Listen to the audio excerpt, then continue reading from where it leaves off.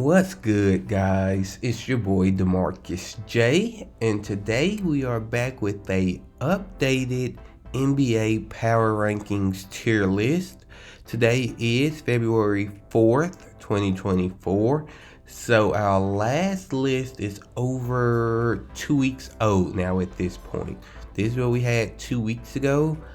We did skip last week as there was a lot going on, so I wanted to give the moves a few weeks to get settled here. So we are going to update this list at this point, and this just is the last list and how it looked 2 weeks ago when we did record. There are a lot of changes, a lot of different trades, new coaches, injuries. We have a lot to discuss today. So you guys can look at this and we're going to get started here. Alright, so we're back. So we're going to keep the D and F tier the same. All of these teams are still in the same predicament as 2 weeks ago. The season over tier, like I said, those teams are most likely not moving out of there anytime soon. Then we have the D for the bad tier, and most of those teams are staying exactly where they are. Houston and the Warriors, I do believe they have a chance to make it out. Possibly Brooklyn, but as of right now, both of these teams are outside of that play-in picture, and they're pretty bad right now. So we're just going to leave them there. And now we're going to actually end up starting with the Utah Jazz. Utah Jazz are going to be the last team in this mid tier. They're going to be towards the end of it.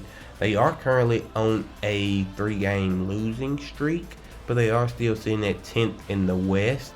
The Jazz got pretty hot there about 2 weeks ago when they were beating a lot of really good teams.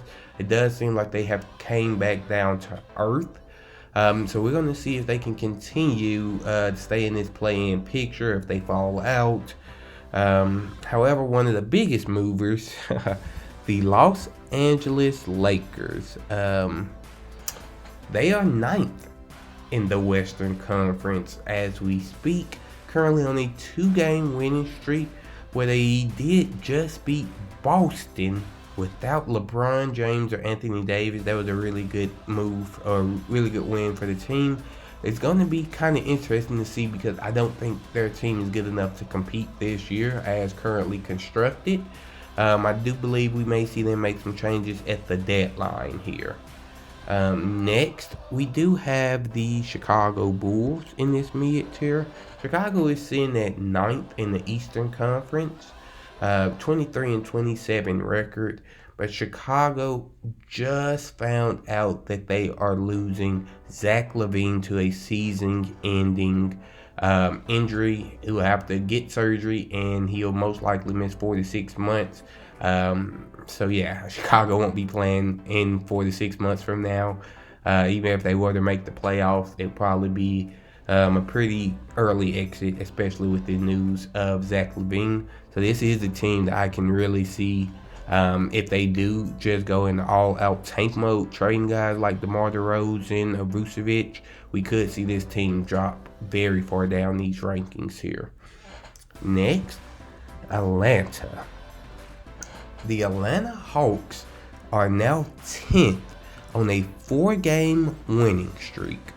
They're on a 4-game winning streak, guys. They're 6-4 in their last 10 games. So they went from losing 6 in a row to winning their last 4, and they're currently cementing themselves. They're a game and a half in front of the Brooklyn Nets. So right now, if season ended today, they would be in the play-in. Trae Young has been playing phenomenal basketball. He was snubbed from the All-Star game, but this is not the video for that. So yeah, we're going to keep Atlanta there at the top of this mid-tier. And we're now going to transition into the B tier for the playoffs. First, Orlando Magic. They're going to be towards the bottom of this tier. Orlando is currently sitting at 26-23. 26-23, winning 2 of their last games. They have been phenomenal at home this year with a 15-7 record. I do believe their youth, however, is going to give them some trouble down the line in the playoffs or the play-in, whichever one they would get to. And I could see them definitely being a team that their season ends pretty shortly if they do make the play-in. There's a few of these teams like Miami, even Atlanta. I'm not sure on if the Orlando Magic would be able to put together a full game to beat any of those teams, at least not right now. Next, we are going to do the Miami Heat. Miami Heat are currently on the 2-game winning streak. However, they have not been impressive. They're 3-7 outside of the last 10. They did recently pick up Terry Rozier, but the Heat, I never really go by what they do in the regular season because they're more of a postseason team, but they definitely have not been playing up to their full potential right now. Now, I wouldn't be surprised if they even made another move as we get closer to the trade deadline.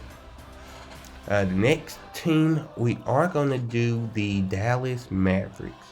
Dallas Mavericks, Luka has been playing at an MVP caliber level, going absolutely crazy, as you can see by a lot of his scoring numbers.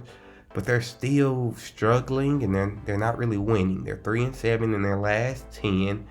Now have dropped to 8th in the Western Conference, where the West is stacked.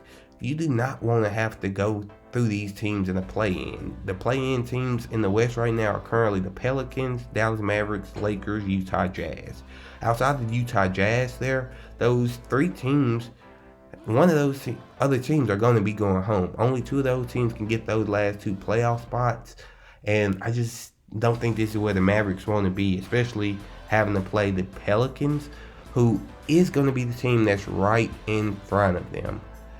Pelicans, however, I'm not sure. I'm just not sure just yet. It's like they always go on these good runs where they look like they're putting things together, and then they just fold.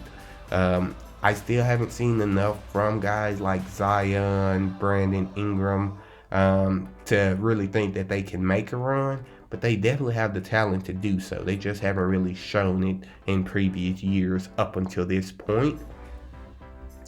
Now, next, we're going to put the Indiana Pacers. We're going to put the Indiana Pacers right here. Indiana has not looked great as of late, but they are still sitting at 6th in the Eastern Conference. This is one of those things where I'm talking about Miami. This is a team that can easily slide behind Miami, but Miami is losing and Indiana is losing as well. Indiana is on a 3-game losing streak at the time of making this video, but they are still getting accustomed. Tyrese Halliburton coming back, Pascal Siakam still trying to find his way with the team, and from what I'm hearing is Indiana may be buyers at the trade deadline, looking to bring in more pieces, because I do believe they truly believe they can make a run if they do get Tyrese Halliburton and company a little bit more help. Next, we're gonna have the Sacramento Kings. I'm gonna put Sacramento here. They're gonna be at the top of this B tier. Sacramento is 29-19. They are currently 5th in the Western Conference, but again, they're another team where youth. We saw it last year in their series with the Golden State Warriors, but youth is something you can't really deal with in the playoffs, because the only way you can get playoff experience is by playing these playoff games. Next, we are going to go with the Phoenix Suns. Phoenix Suns, I'm going to put them in a can make a run tier. Not too much needs to be said. It's kind of the same thing. When you have Kevin Durant, Devin Booker, Bradley Beal on your team, you can compete every night. It's just the fact that you kind of have to, in the playoffs, you're going to need more than just to be able to outscore teams. They haven't showed me that they can win a game strictly on the defensive end. Or, again, like I say, they are just one injury away. We saw when Bradley Beal was out earlier, Devin Booker was out, missing time. This team really struggled, and I still feel like if any of those guys were to go out, this team can definitely fall off big time. Now the next team here, it does sadden me to put them here, but this team is also going to be here towards the end of the can make a runs here. It's going to be the Philadelphia 76ers. They have just took a big blow with Joel Embiid having a meniscus injury. No timetable for his return at this point. But without Joel Embiid, the 76ers are just Tyrese Maxey and a bunch of role players, in my opinion. I think we need a little bit more clarity on how long Joel Embiid would be missing. But if it's something where it's only going to be maybe a month of the season, he'll be back way before the playoffs, then I think they would be fine.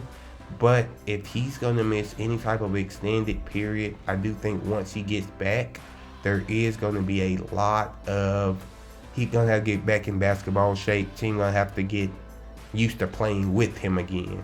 Because Joel Embiid is a 35 points per game scorer, leading the NBA in points per game. So that's something you're going to have to get accustomed to. You can't just throw him back in there and expect everything to be fine. So that is something that I am going to be looking out as of late, just to see when he will be able to return to action.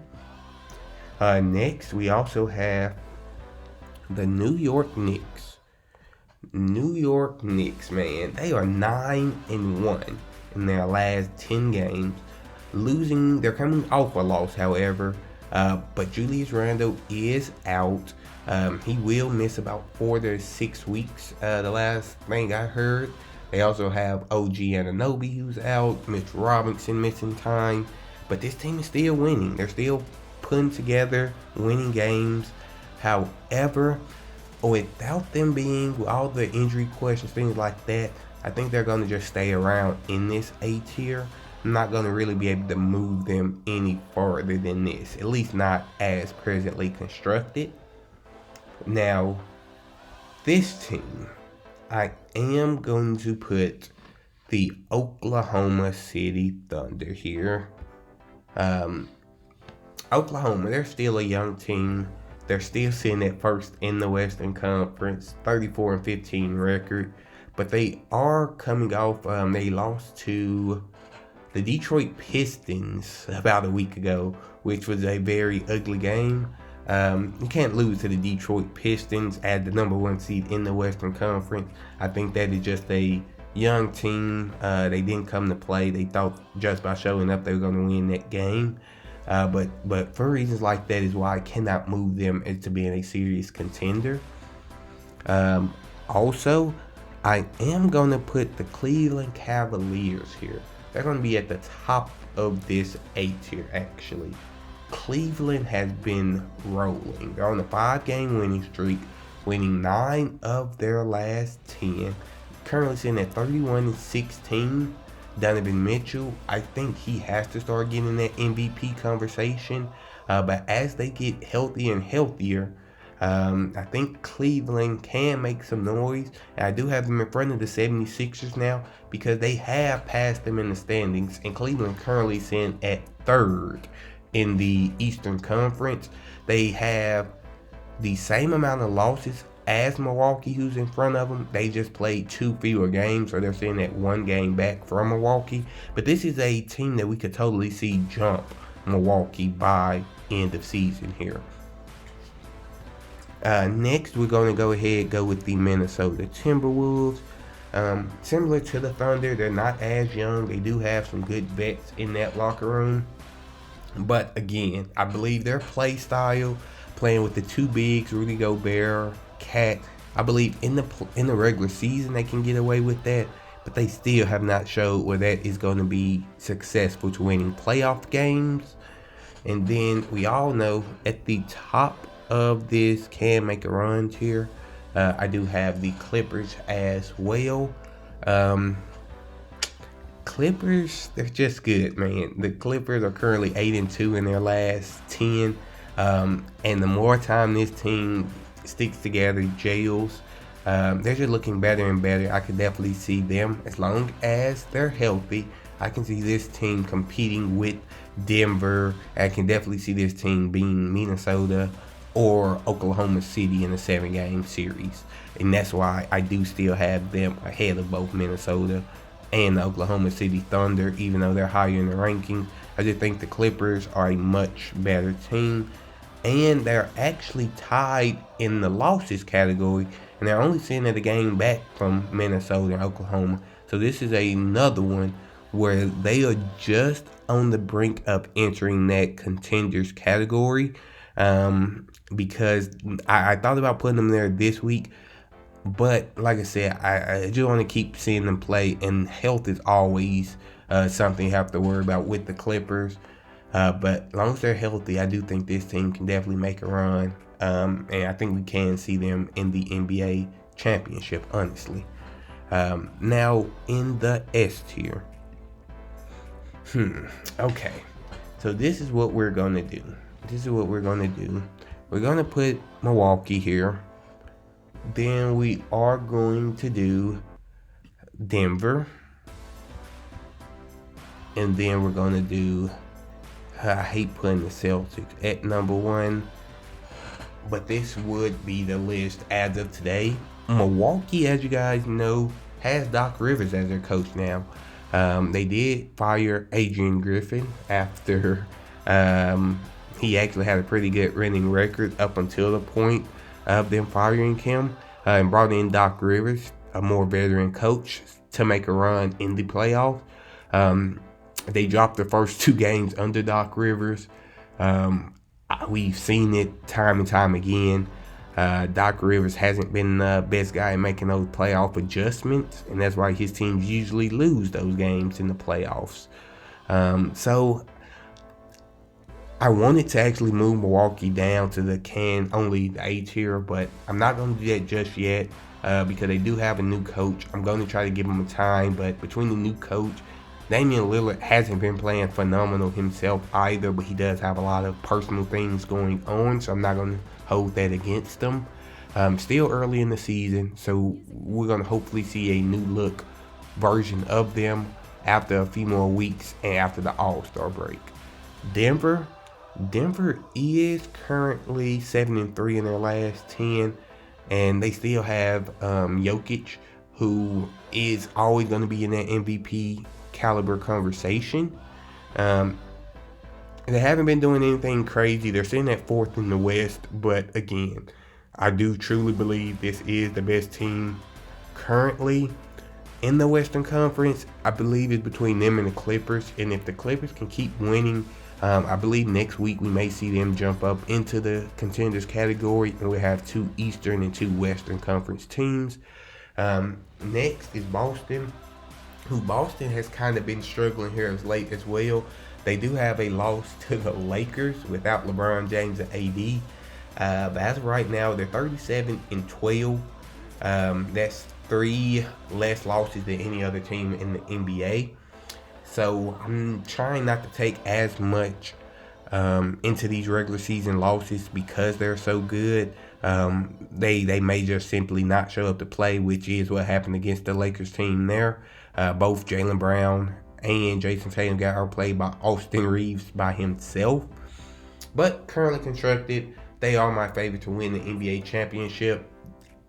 This is the year I believe they can get over that hump. If you guys do agree with the list, let me know down below in the comment section. If you do disagree or would change anything, also comment that down below. I'd love to hear what you guys think. But other than that, that is it. Y'all be safe. See you guys next time.